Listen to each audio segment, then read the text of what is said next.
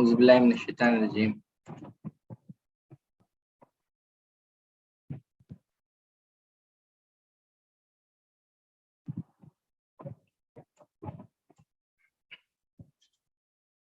And we were discussing the other day about the meeting that Sulaiman alayhi salam has conducted among his military forces, wherein he was inquiring about the absence of the chief leader of the Birds army. Now, Sulaiman alayhi salam is waiting for the head of Birds army to come and report the reason for his delay or for his absence. So when this talk was going, the leader of Bird's army, which is a bird called Hudhud, very famous bird in history, and this is a bird that was utilized for sending letters to the nearby nations and to collect some information about things that is happening around, and that is the job of this. And now, because of the delay, it comes and now narrates Hudhud the reason for its delay. It says, so before, when this discussion was about happening, فَمَكَثَتِ غَيْرِ الْبَعِيدِ, so he stayed not for long, just a few moments. In few moments, he said, the bird Hudhud said or reported to Sulaiman alayhi salam that I have encompassed, I have collected some information that which not you have encompassed it before, which means none of the other people had information about it. Now I have brought with an information which is new and unique, and that is the reason for my delay. And I have come to you from a news of Sabah, a news of a city of Sabah, with a certain news, with a concrete, not just a fairy tale story, but with an authentic information I have come to you. This place, Mufassirin says, this is the well-known commercial place of Southern Arabia, where this lies somewhere around northeast of Sana'a, which is the present capital of Yemen, 55 miles from northeast of Sana'a. So that was the capital city where a lady called Balqis was ruling. And Balqis was ruling. So now,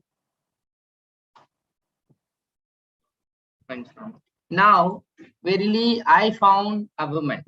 This bird is now narrating the incident that it has seen, and it is now telling to the people, to Sulaiman alayhi salam and to his host, that I have seen a woman who is ruling the land of Sabah, ruling them.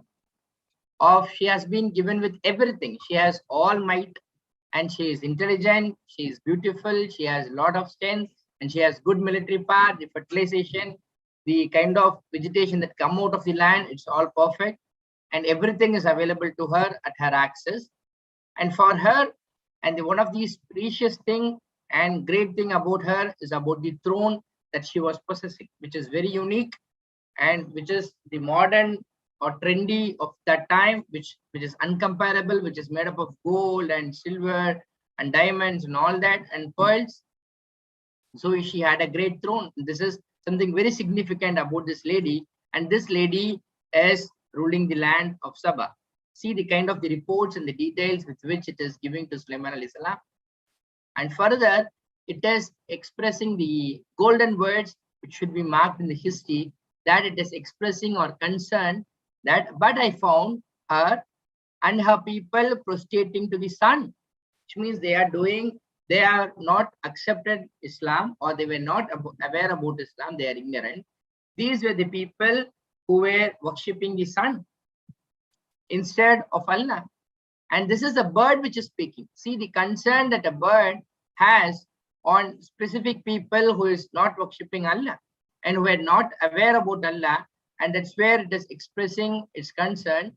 And shaitan, and the bird says, and has made fair seeming to them the shaitan their deeds, and has averted them from the way so that they are not guided. And Shaitan is also ensuring that they are continuing such a kind of evil worship, and of taking sun as their god, and Shaitan is deviating them. So this is the concern that it is expressing.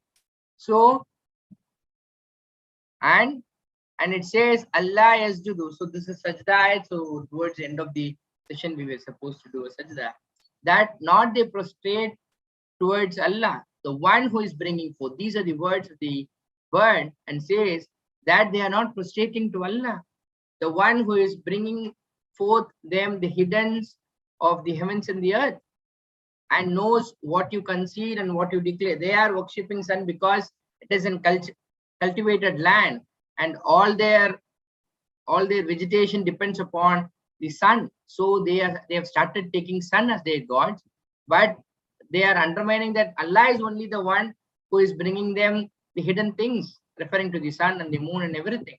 Allahu la ilaha illahul arshil azim. And Allah, there is no God except He, the Lord of the throne great.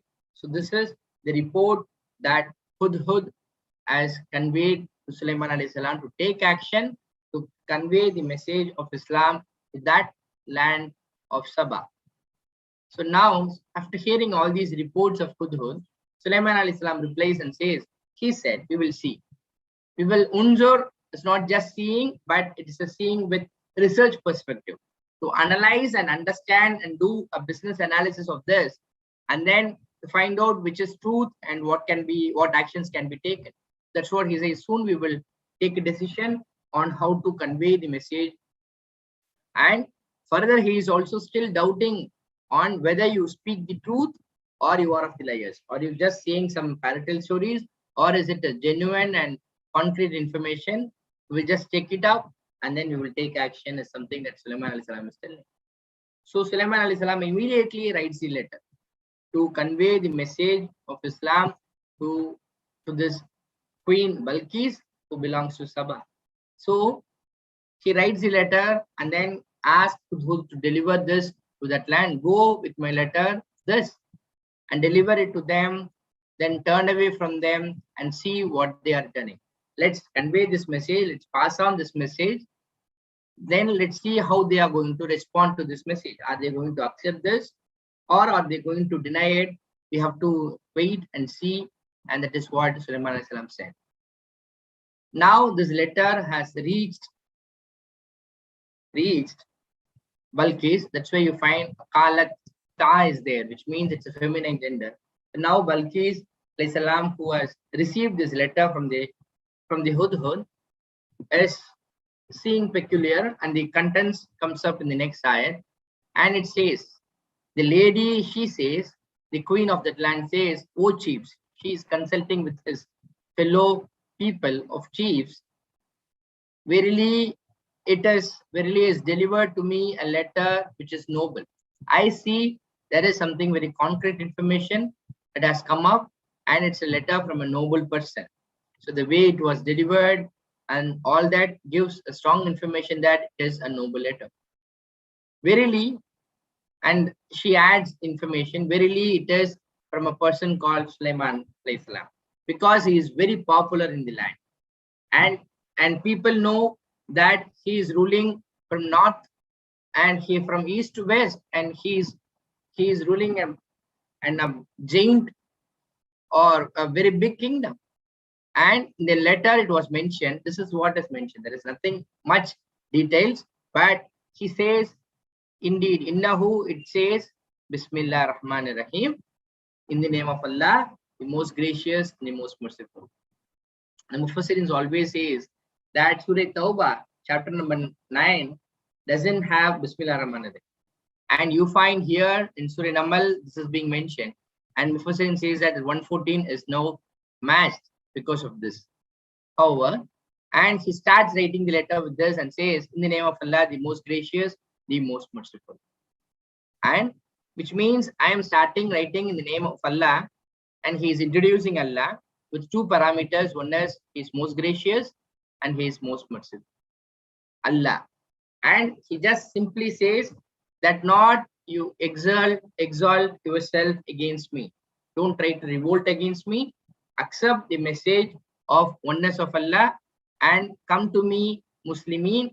Come, two types of explanation is being given. Become Muslim is an invitation that was given to her, or come to me in submitting or accepting the message that I have conveyed to you. Just two letters, two lines about the process about Islam was conveyed in the letter. After seeing this, as a queen, she wants to diplomatically handle. So she said, "Oh my chiefs,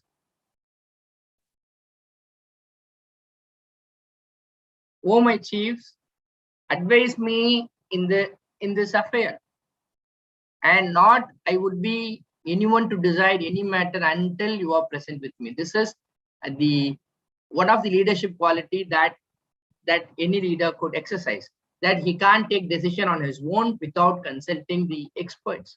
And she is drawing attention of the chiefs, the entire cabinet ministries, and it is asked, and she is asking them to advise what action to be taken, whether to accept the message that was conveyed in the letter, or to disregard, or what reaction to take. They said, the chiefs, I mean the cabinet ministers of this queen, says, "We are the possessors of strength. We have a lot of strength. We also have competent military and possessors of might great. So we are also known for our strength in the land, and command up to us. And command is up to you. The decision making is up to you. So look what you will command." So either if you want to take a war against him, we can do it, or to just send him attacks and then accept what he says, that is also possible. So both is open, and you can command whatever that you like. And now she wants to test the genuinity of this message. So she arranges like this and says, and she said, "Verily the kings, when they enter a town, they ruin it and make most honorable of its people the lowest." And the time where we are living in, we see the wars that has humiliated the land and the people of the land. That's what she is also referring. And she is not literally interested in war, because anyhow the war will ruin people's economy, and the most honorables will be ruined, and their dignity and their status will be ruined. And she is not interested in the war, and she wants to understand what Sulaiman alayhi salam wants to convey, and thus they do. So she is not liking the war. She wants to handle the situation diplomatically, and she said, "Verily, I am going to send a gift to them." So this is to test whether he is a man, is he really a prophet, or a person who is just a king who is interested to grab the land. And Qatada radhiyallahu anhu says that she said to her people, if he accepts the gift and he is a normal king, so let's fight with him. And if he does not accept it, then he should be a prophet, because he is not interested on worldly affairs and worldly things. So let's follow him. And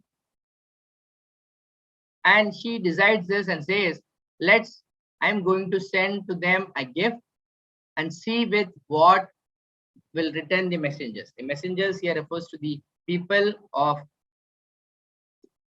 Balqis, who is carrying this gift to Sulaiman alayhi salam, and let's see how the Sulaiman alayhi salam is going to respond.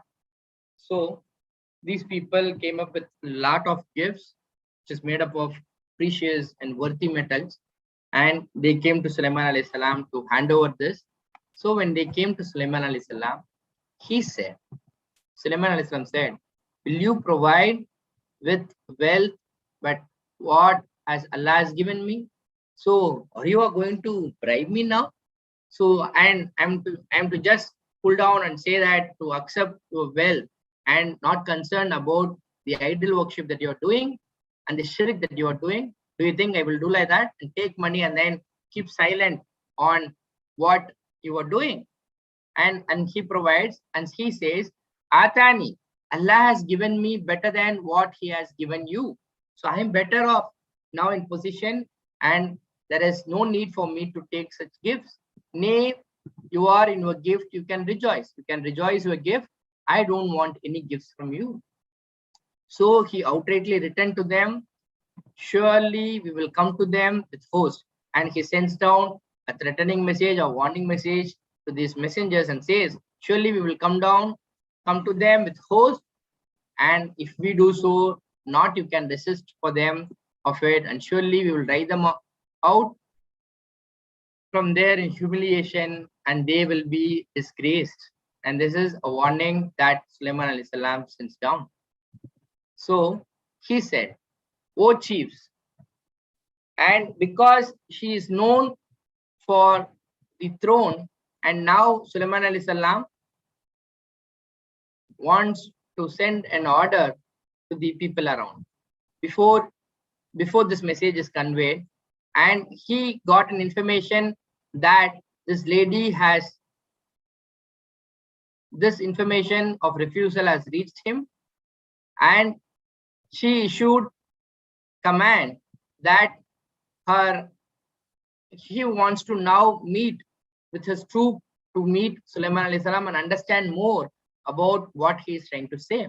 So what arrangement she does is she issues command to safeguard her throne inside innermost of 7 rooms, and all the doors were locked, and she instructed people to take care of it. And then she set off to meet Sulaiman alayhi salam with 12,000 of her commanders from the leaders of Yemen, and each of whose command were many thousands of men were there. This commanders is alone is 12,000, which means under a commander thousands of men were there, and this huge army is now trying to meet Sulaiman alayhi salam. And Sulaiman alayhi salam sends jinn to bring him news of a progress and route every day and night. And when she draws near to the place, he gathered together the jinns and the humans, and he passes on this instruction. And he got information that this lady is going to meet him. So he arranges something very different. And he said, O chiefs, the Sulaiman alayhi salam speaks with his advisory council and says, O chiefs, which of you will bring me her throne?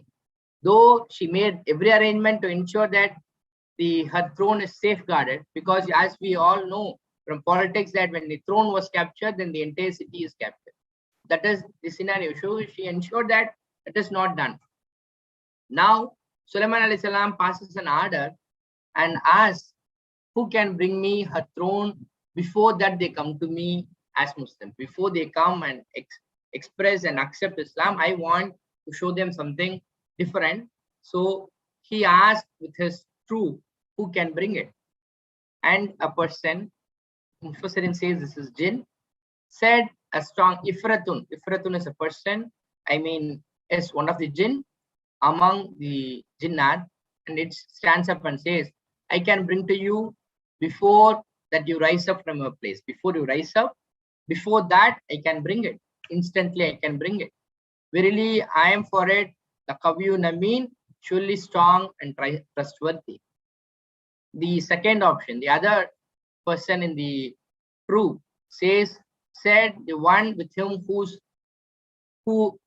who was knowledgeable of the scriptures, which means a person who was employed as a scriber and who is very intellectual among the adversary council, says that I can bring it to you before that you return to you your glance, before you see me, before you twinkle your eyes, I can bring it.